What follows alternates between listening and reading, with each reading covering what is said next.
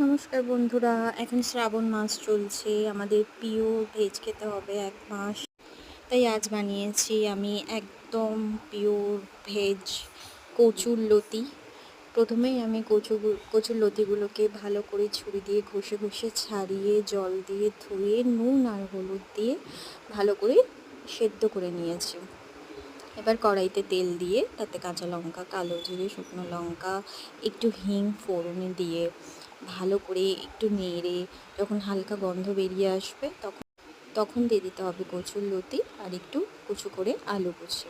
তাতে নুন হলুদ দিয়ে ভালো করে নেড়ে তাতে টমেটো কুচি দিয়ে ভালো করে কষিয়ে, এটা আমার সিক্রেট মশলা, এটা দিয়ে ভালো করে নেড়ে হালকা জল দিয়ে আমি সেদ্ধ বসিয়ে দিয়েছি। এবার একটু নাড়াচাড়া করে দিয়ে দেবো মিষ্টি।